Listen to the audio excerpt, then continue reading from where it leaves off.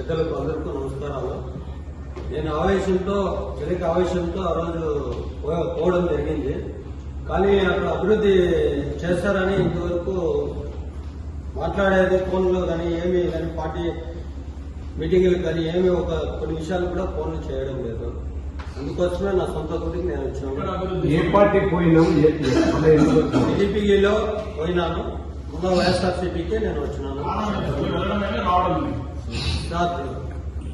అక్కడ అభివృద్ధి చేస్తామని చెప్తున్నారు, వెళ్ళాము సార్.